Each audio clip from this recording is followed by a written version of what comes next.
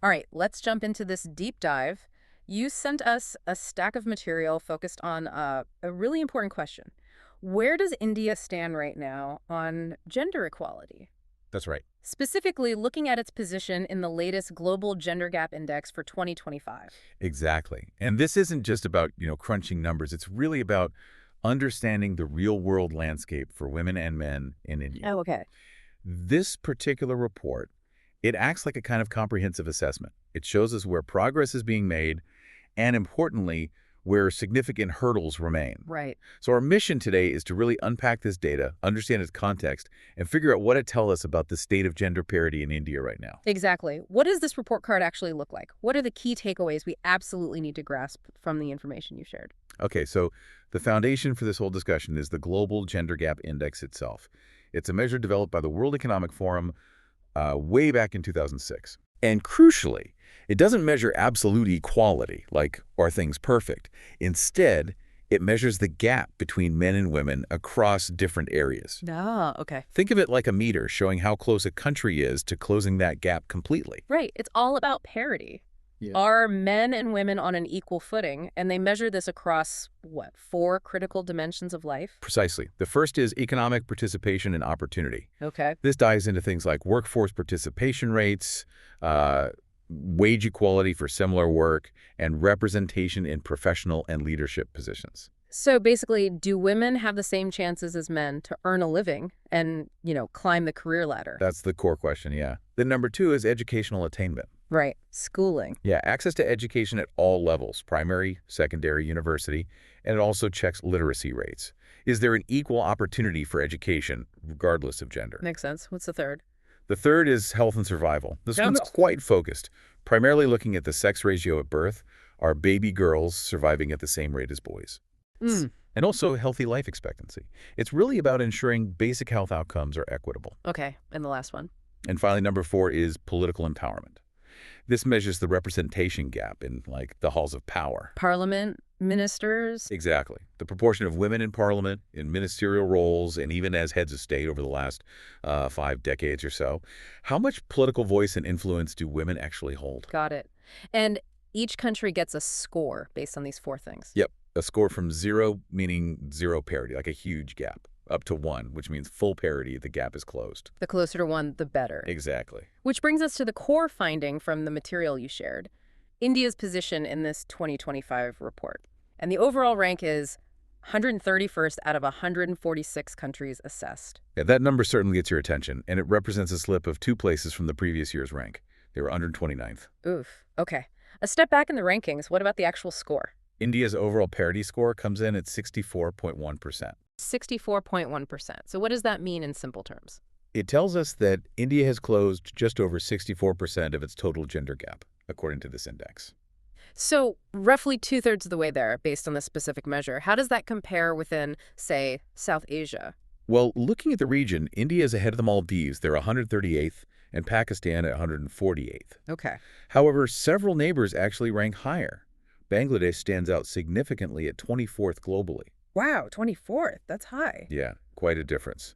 Then you have Nepal, 125th, Sri Lanka just ahead of India at 130th, and Bhutan at 119th. So it places India relatively low within the South Asian context. And globally, you mentioned Iceland is often at the top. Right. The report highlights top performers like Iceland, which is nearing full parity, with a score of 93.5%. The global average score is 68.8%. Okay, so India's 64.1% is sitting below that worldwide average. It is. And, while the absolute score for India did edge up slightly, a very modest 0.3-point improvement from last year. Okay, so there was some improvement, technically. Technically, yes. But the drop in rank is telling. It suggests that while India is moving forward, maybe slowly, other countries are progressing at a faster clip. Right, so relatively speaking, India's falling behind even as it inches forward. Exactly. It's like trying to keep up in a race, and while you're moving, others are accelerating more. And the global picture the report paints isn't exactly zooming ahead either, is it? I saw a pretty startling number about how long it might take globally. Yeah, very sobering projection.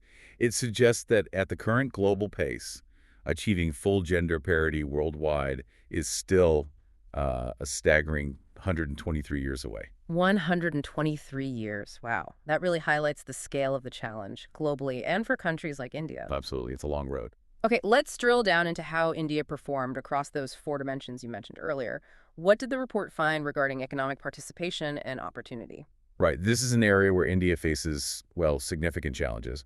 Though the score did see a slight improvement, up to 40.7%. That's a 0.9-point rise. Okay, 40.7%. So less than half the gap closed there. Considerably less, yes. Parity in estimated earned income also nudged up slightly to 29.9%. So some movement, but the gap remains, frankly, immense. And the source material explicitly notes that India is still ranked among the lowest globally in this specific dimension, right? Alongside countries like Bangladesh, Sudan, Pakistan. That's correct. It's a persistent area of concern. While women make up a substantial part of the labor force, the figure mentioned is around 45.9%. Which sounds quite high. It does, but their representation dwindles dramatically when you look at leadership and higher-paying roles. The source talks about a reinforced concrete ceiling. Reinforced concrete, that sounds tough to break through. It really paints a picture, doesn't it? It suggests it's incredibly difficult for women to break into top positions. Things like biased promotion practices, lack of family support infrastructure like crutches, workplace harassment. These are cited as persistent barriers. So it's not just about getting a job, it's about having an equal chance to actually thrive and lead in that job. Precisely. And while there are government initiatives mentioned, like Stand Up India and Mahila E-Hot supporting women entrepreneurs. Right, trying to boost female business owners. Yes, but the broad picture presented in the report is one of a persistent struggle for women in the formal economy, particularly at higher levels. Okay, shifting gears from the workplace. Let's look at education. Educational attainment seems to tell a bit of a different story, doesn't it? It does, at least on the surface. India scores very high here, 97.1%. Wow, 97.1%. That's close to parity. Very close. And India is actually highlighted as the top country in South Asia for secondary education enrollment. That's a really significant positive trend. More girls are getting into schools and staying there longer, at least up to that level. That's genuinely good news. But what about literacy rates? Is that part of this? It is. And while literacy rates are improving, there's still a notable gap mentioned. The source points to a 17.2% difference in literacy rates between men and women. 17%. So quite a few women still lack basic literacy compared to men. Yes, and that gap places India quite low globally on that specific sub-indicator, down at 124th.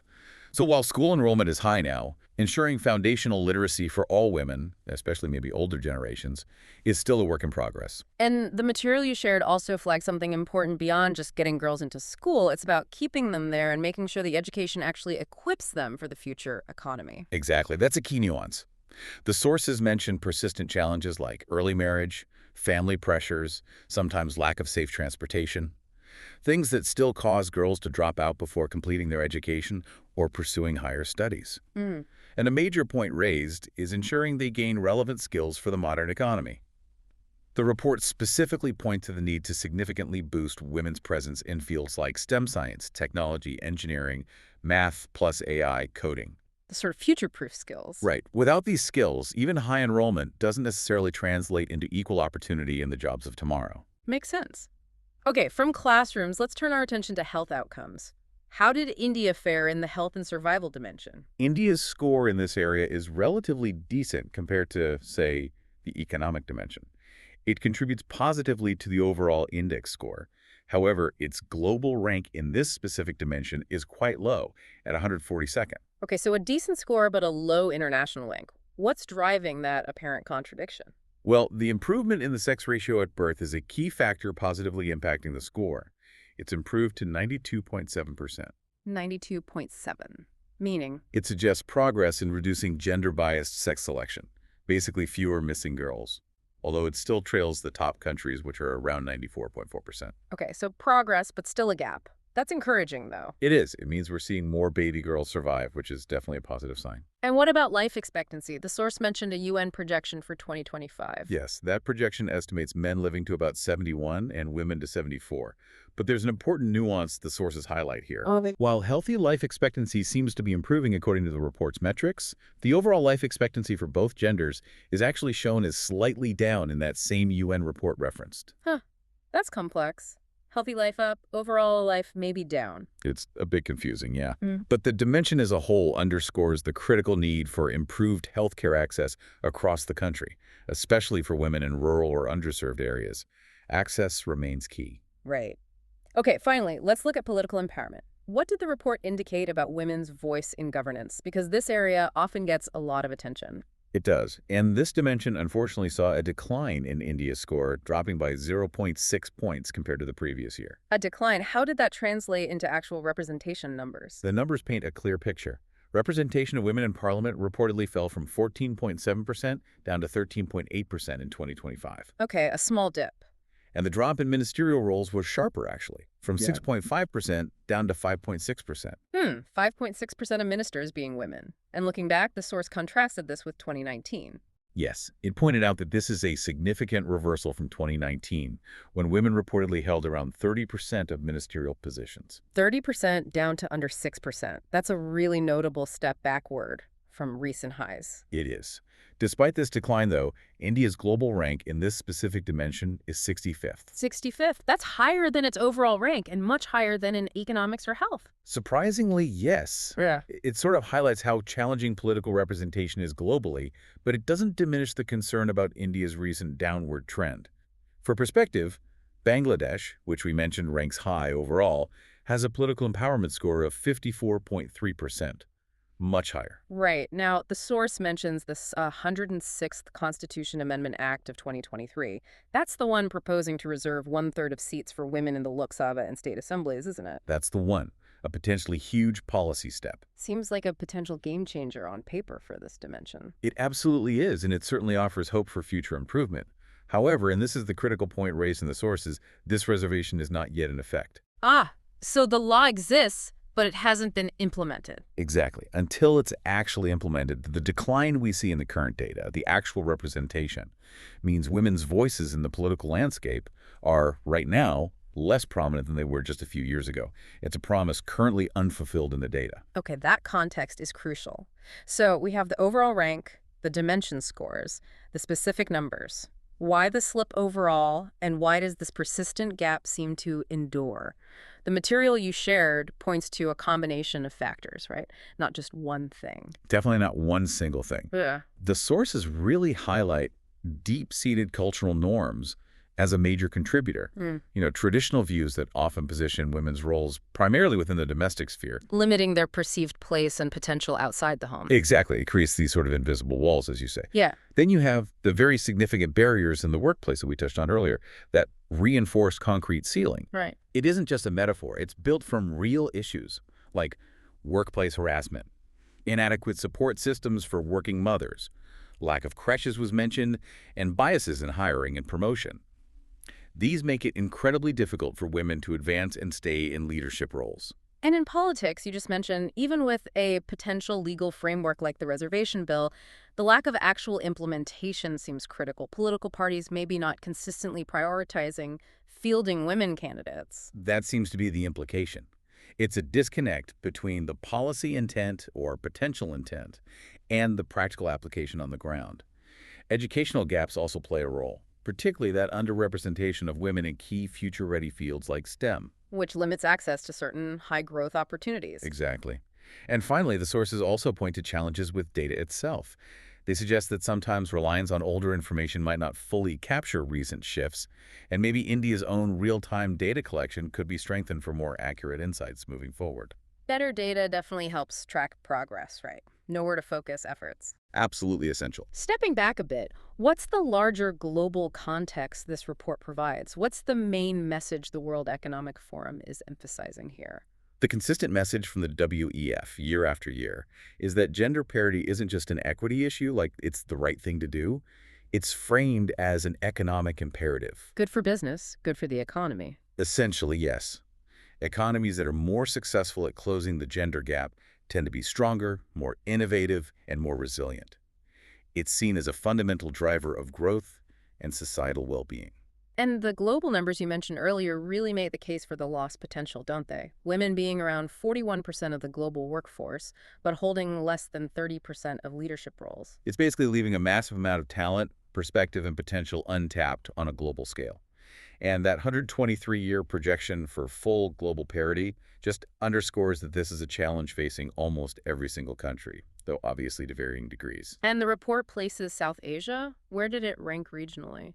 South Asia comes in 7th out of 8 regions globally in terms of gender parity, with an overall score of 63.7%. So, the entire region has quite a bit of ground to cover. Second to last. Ouch. It does. But, as we discussed, the source highlights Bangladesh's performance jumping significantly to 24th globally. This was driven by gains, particularly in political and economic participation, apparently. So it serves as a powerful example that substantial progress is possible within the South Asian context. Exactly. It shows that concerted efforts can make a real difference, even in a region facing similar broad challenges. That's a crucial point of inspiration, I think.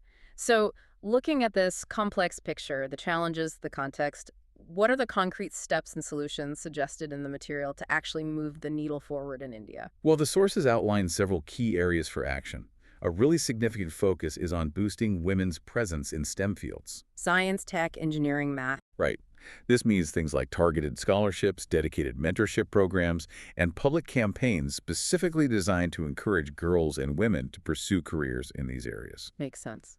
And what needs to happen on the political front, beyond just hoping the reservation gets implemented? The urgent call is pretty clear.